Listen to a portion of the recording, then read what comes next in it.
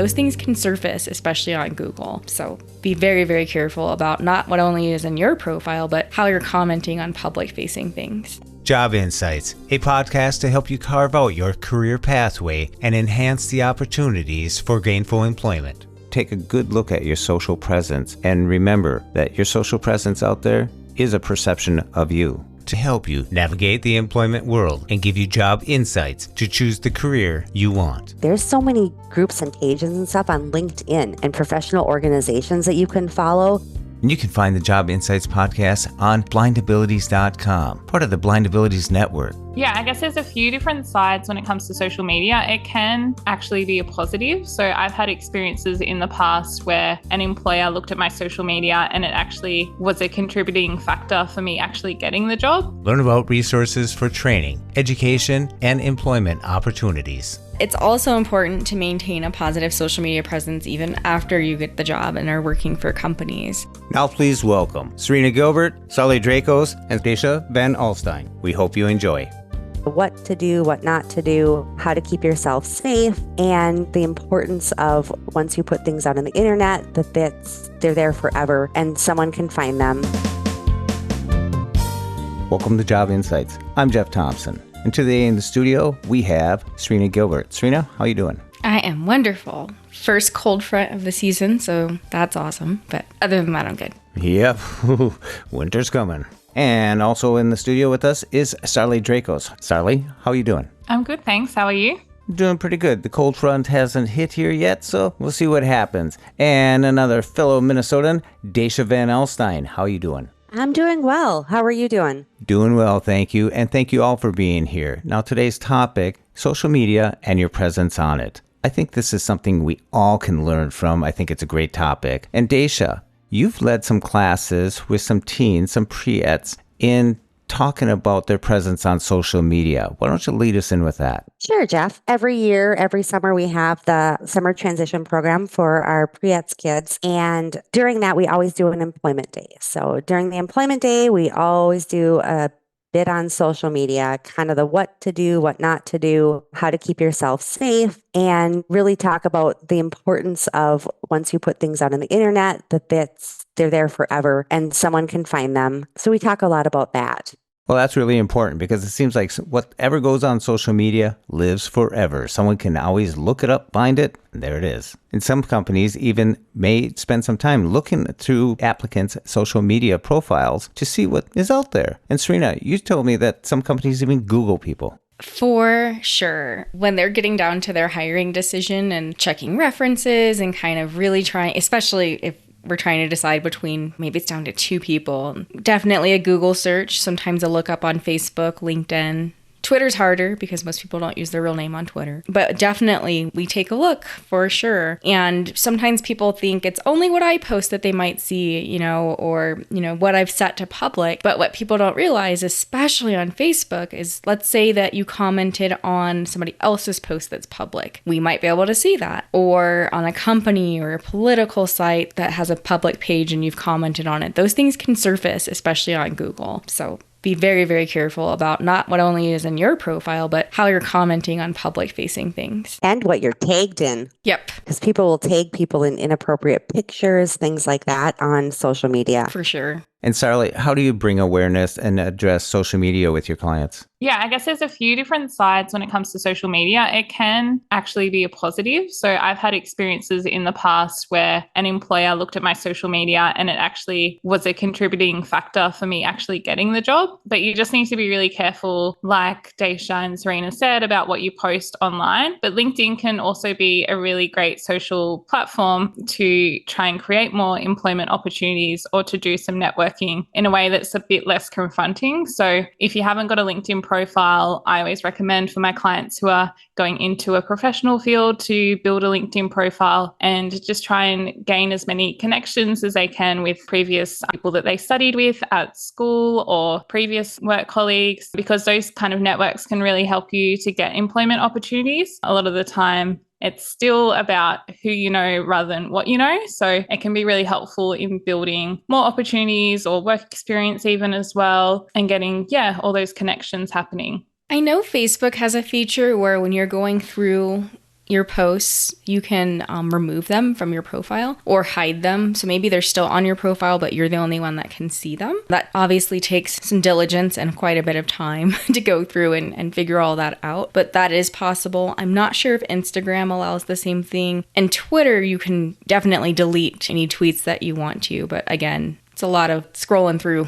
for sure. Very good point. I like the positive twist there. Now, when we're talking social media, a lot of 14 to 17-year-olds, I imagine, have been on there without thinking about the ramifications that their presence on social media may have later on in life once they go through college and start applying for jobs. So is there a way that people can minimize this impact or get rid of their social media presence and start anew? I know Facebook has a feature where when you're going through your posts, you can remove them from your profile or hide them. So maybe they're still on your profile, but you're the only one that can see them. That obviously takes some diligence and quite a bit of time to go through and figure all that out. But that is possible. I'm not sure if Instagram allows the same thing. And Twitter, you can definitely delete any tweets that you want to. But again, it's a lot of scrolling through for sure. And it's always something that should be done prior to you start looking for a job. And even if you're going to go into college, it's something that you should do prior to even applying for colleges, is that you should clean up your social media footprint. Another thing that I know some people do is they'll use a different name on Facebook as well. So some of my friends who are school teachers, for example, instead of having their real last name, they'll put a different last name. So that can make it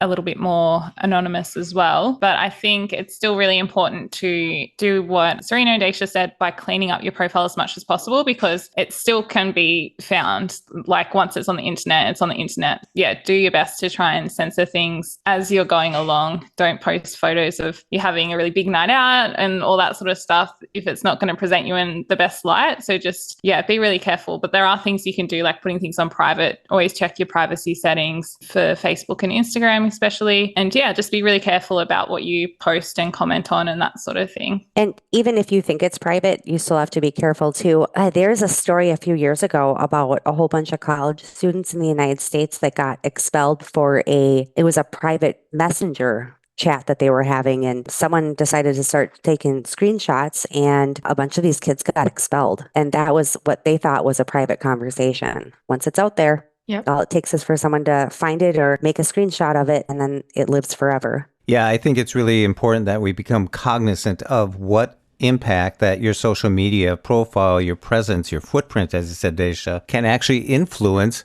a decision maker, a recruiter, someone who's sitting across from you during a job interview. Sarlie, you mentioned LinkedIn, and this is probably a topic we should do an entire show on. Tell us how you use LinkedIn and how one can increase their opportunities professionally, especially during the job interviewing process. Yeah, I love LinkedIn. For those of you who don't know what LinkedIn is or don't have a profile already, it's very similar to Facebook, but it's very professional. So it has, on one side, you have your profile, which is all about your past work experience and volunteering experience and that sort of thing. But then you also have a news feed where you can look at different updates from different companies that you're following, and different people might post things about, they might have had a work event come up, so they'll post about that. So it's a really good resource, as I mentioned before, to network with different people. So one of the things that I always mention to my clients is to make sure that you have a really good photo on your profile. So obviously you want it to look professional because it is a professional site. You don't need to get a professional photographer to take the photo. However, just make sure that you have a clean background. Usually I suggest taking the photo from about your shoulders up, and just make sure it's really clear and clean and tidy. Last time I spoke to someone in LinkedIn, they said that having a profile photo will give you on average 9 times more views. So that's always a good thing to start with. Make sure you have really good about section where you can talk about, you can use it as a selling point to talk about some of your achievements, what you're hoping to gain, what type of work you're looking for, that sort of thing. But it's really an opportunity to sell yourself. And then just put as much information as you can put into your profile as possible. So list all your work experience, all your volunteer experience, all your skills, awards, everything that you possibly can. Just put as much stuff as possible on there, because that will give you a chance for recruiters to find you. And then once you've really built up your profile, then there's a section where you can click that you're open to work. And then recruiters will know to contact you for different opportunities based on your search requirements or what type of jobs you've listed that you're looking for. So it's a really good way for people to come and approach you rather than you always having to look for job opportunities as well. So it can really help. But yeah, there's a lot of things you can do on LinkedIn. It's a really good resource and it's completely free. So definitely something to look into.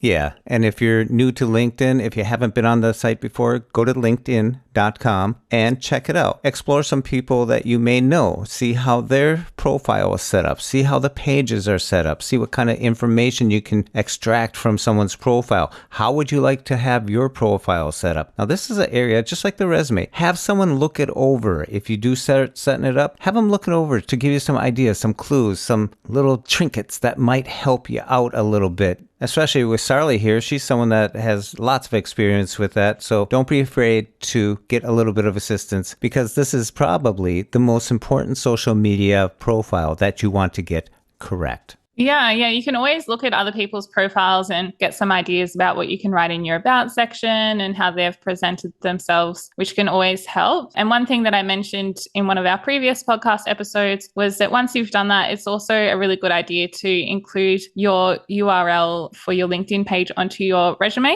because your resume, as you know, is really short and concise, but your LinkedIn page will have everything on there. So it's a really good way for employers to get to know more information about you, and then you can really sell yourself even more by doing that. But yeah, it's definitely something that can take a little bit of time. So I always suggest just doing it every now and again when you can. And as you get new jobs or new things are happening in terms of your career, then just keep on adding it to your profile as they happen. And that will make it a lot easier to keep building it.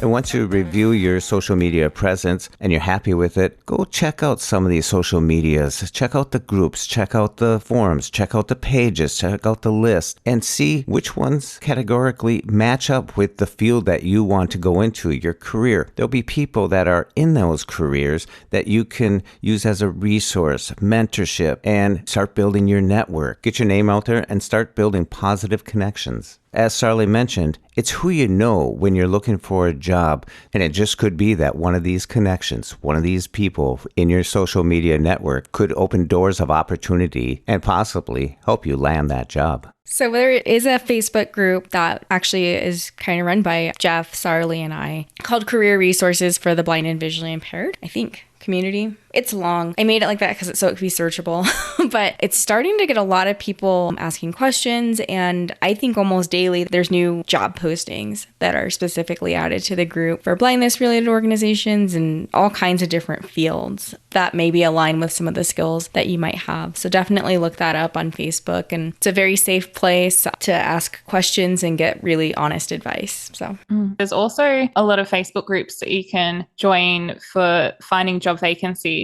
So I live in Sydney in Australia, if you can't tell by my accent. There's a few groups that I'm a part of, which is just jobs in Sydney or something similar to that. So you can look up those search words and then just type in your location, and you might be able to find like community boards or those types of pages that will list a lot of job vacancies as well. So it's another good platform to search for different opportunities and increase your chances of finding something that's suitable for you. Yeah.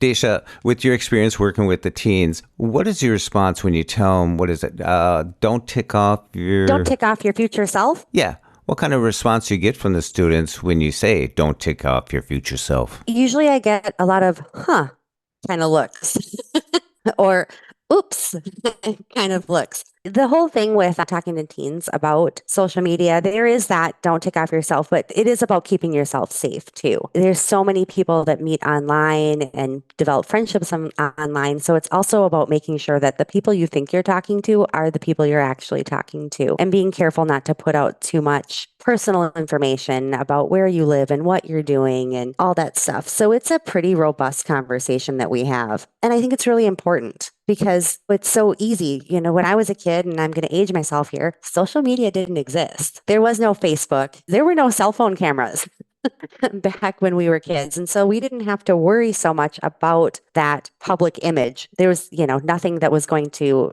not everybody had internet. So we didn't have to worry as much. But there's a lot these days that individuals have to worry about. And it's not necessarily always a bad thing. Like you guys are talking about with Facebook, there's so many groups on Facebook. There's so many groups and pages and stuff on LinkedIn and professional organizations that you can follow and you can get into conversations with and you can repost some of their content. Before we started, I looked at my Twitter. Everything on there except for one tweet is work related, is about finding jobs. And then there was something about a visually impaired painter, a story about him. So you can use it to boost yourself and to boost what you believe in and what your career aspirations are, that kind of thing. One thing I was just thinking of related to social media, we're talking a lot about like what to do before you get the job, but it's also important to maintain a positive social media presence even after you get the job and are working for companies. There's so many stories of individuals that have been let go from their positions for what they posted about their company on social media. I remember one in particular, and I don't remember what the comments were or anything like that, but somebody that worked for Bank of America posted something that painted Bank of America in a negative light, and they subsequently lost their job. Some companies have specific social media policies, so make sure that you're familiar with those after you start, because they might forbid you from posting certain things on social media to protect their intellectual property or their image, or whatever the case may be. That's a really good point. I have seen that happen firsthand where people have gotten fired for what they post. There's this big thing with people getting let go from TikToks they've made in their work uniform. I know somebody that I helped get a job and then they actually lost that job because they were posting TikToks about what was going on the manufacturing floor. And they were really proud of their job, but they were videotaping like company secrets.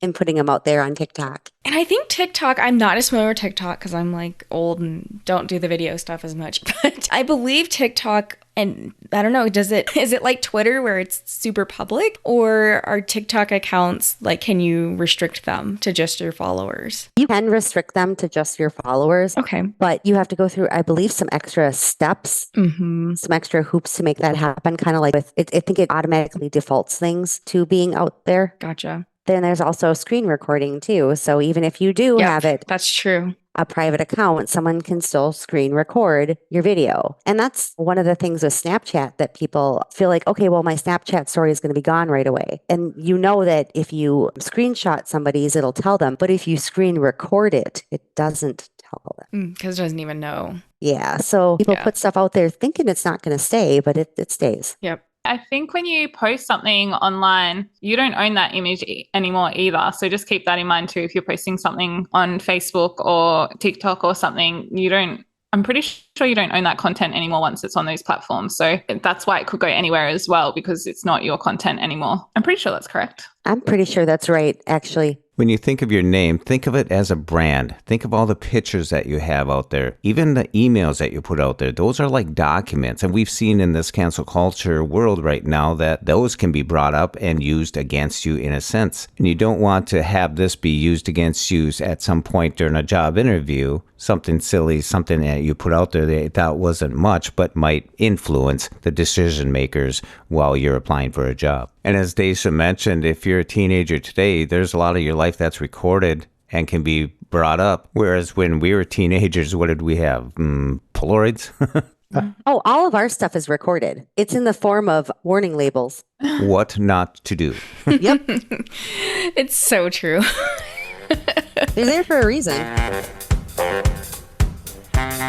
I just wanted to go back to the emails because I know we mentioned it on a previous podcast, but it's good to mention again, just be careful in choosing the name of your email because that's something that goes on the resume and the interviewer or employer is going to see that as well. And that can also make a big difference into the way that they perceive you. So just be careful in choosing a really professional email. I believe Serena said on a previous podcast episode, you can create a new email for putting onto your resume or just for job searching if you want to do that. And then also be careful with your email signature because I know some people like to write funny things in their email signature as a kind of joke or something. But if you forget about that and you're replying back to an employer about an interview or something, that's not going to give a very good first impression. So just be really careful with all that sort of stuff. Maybe create a new email address just for job searching and just for your professional side of things if you want to keep it all separate and nice and clean. But yeah, it's just a matter of making everything look really tidy and professional as well. That ties into also making kind of that choice of, let's say you do have, your Facebook personal profile. So there's kind of two schools of thought on this. Like some people don't mind if they have coworkers that are friends with them on Facebook. And then others are like, nope, I keep my work and my personal completely separate. If you do choose to do either, one thing to let people know up front, because it's normal, coworkers will send you friend requests and then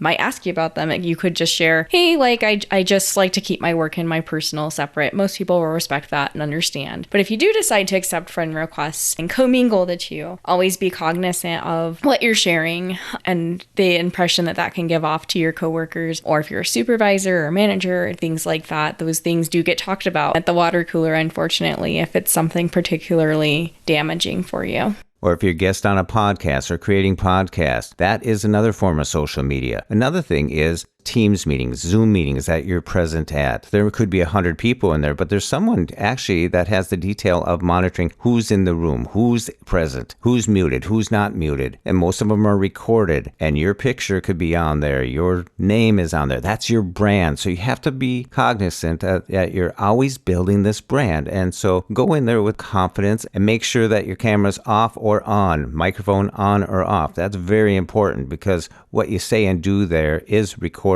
and can influence your name, your brand. So it's super interesting that you brought up the Zoom piece of things. And again, I'm going to come at it from once you're already an employee. We have had many occasions where people thought their cameras were off, their mics were muted, and incredibly unprofessional things came out to the entire meeting, even on video recordings, because maybe it was a training that was being recorded for all. Very, very inappropriate things have come through sometimes. And that does sometimes result in disciplinary action, depending on what it is. So be extremely careful about what's in your background, if your camera's on, family members that might come in the room, that sort of thing. Just be very, very careful. Yeah, that's a really good point. Don't bring your computer into the bathroom. Yes, don't be Jennifer.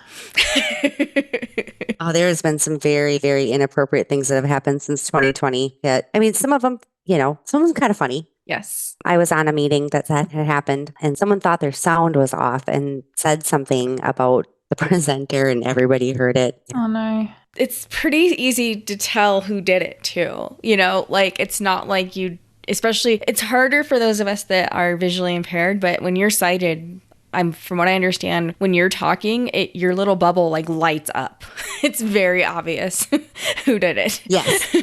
Oh yeah, if your mic is on and you're talking, it will actually highlight you right there. Your picture, your name, everything and all that. So that's being recorded. So that person who's in charge of controlling the room will be looking through the list of people and see who's muted or not. Because there's always someone that leaves their mic on and all that background noise. So that person will be hunting that down to make sure that gets muted. But before that happens, everybody that's cited in the meeting will see your frame, your picture, your name and all that. And that's where the background is coming because it's a sound. So that's what activates that attention. It happens so much. I've gotten really good at it too. With JAWS, it's kind of nice because it bumps the people who are unmuted at the top of the list. So it's real easy to go and mute people when they're making a lot of noise and stuff. As we mentioned in the previous job interview episode, this is when you want to give it your utmost attention. You want to be dedicated and focused on, especially if your mic is on or off, or video is on or off, because a hot mic can be quite devastating. Well, and it's super distracting too, and this really applies to, unfortunately, our community. I've been on Zoom meetings or Google Meets or whatever the platform may be where individuals choose not to use a microphone but are using a screen reader and are unmuted. That's distracting to everyone, sighted or not. And just out of respect for all of the meeting attendees, it's super important to use headphones when you're a screen reader user, or if you use the Braille with it, have the speech on demand so that those who do not want to hear that are able to get out of the meeting what they need to as well. And I highly recommend that you familiarize yourself with the platform that you're on. How do you mute your microphone? How do you turn on your microphone? How do you stop your video? How do you start your video? You want to be able to seamlessly mute your microphone or unmute as you need it. Exactly. One thing you can do too, if you aren't going to be using your camera and there's no chance of you accidentally turning your camera on, I always stick a piece of electrical tape over my camera on my computer so I don't accidentally hit something and turn it on. Daisha, did you know, because my husband bought these because he's paranoid about it, they sell little covers that you put on your webcam and it has a little window that you can slide up and down. That's a thing? Yes. I don't remember what they're called, but I'm sure you like webcam covers might be it. He got them on Amazon. I think it was like a pack of like 4 or something for fairly cheap. And it just sticks right on there. It's super tiny. It's like a little shutter. I'm going to be looking for that. Yes. And I've done that. I mean, fortunately, like I wasn't doing anything dumb. You know, I was sitting there, but I didn't have my hair brushed or any makeup You're on. not camera ready. Well, I wasn't camera ready, but I accidentally turned my camera on and didn't realize it right away. And then I could see myself in the corner and I'm like, oh no. And I had an appropriate background because I usually use a virtual background. So I had an appropriate background. I just looked like crap. Definitely look into those things. That they weren't very expensive at all. My work laptop, I can't tell where the camera is because it's like a Dell XPS. So I haven't figured out where the camera specifically is to cover it if I wanted to. But most, you can feel around the exterior bezel of the monitor and you can tell where it is. It's usually a pinhole and that's where you would install that little shutter. I'd be sticking electrical tape across the entire top of my computer. Well, the funny thing is the bezel's too small for it to be at the top. I think it's built in at the very bottom, or it's actually built into the monitor itself somehow, like kind of how Apple's camera is.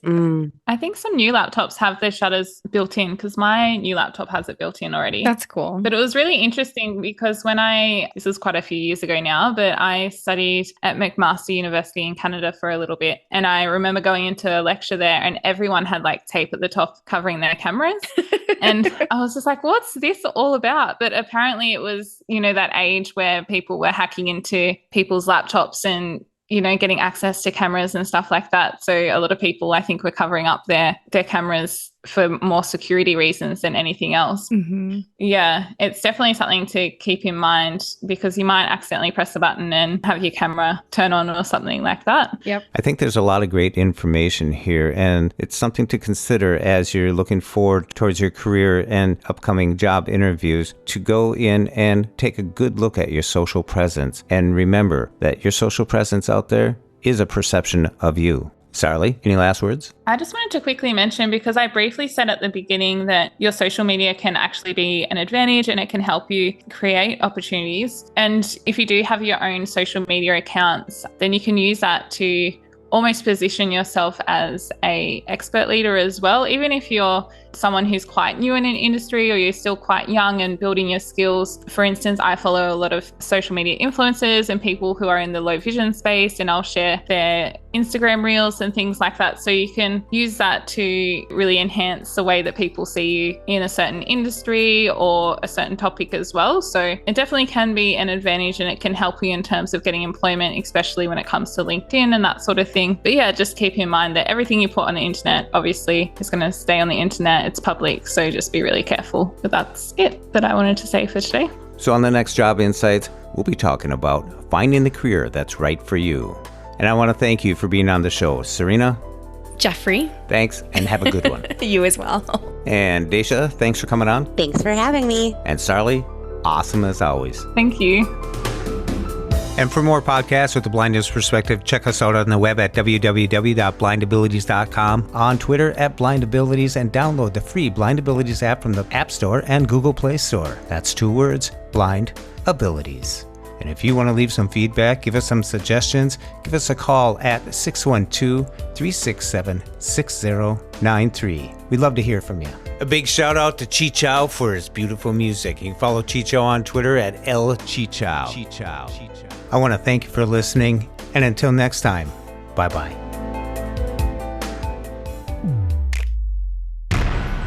When we share what we see through each other's eyes, we can then begin to bridge the gap between the limited expectations and the realities of blind abilities. The realities of blind abilities.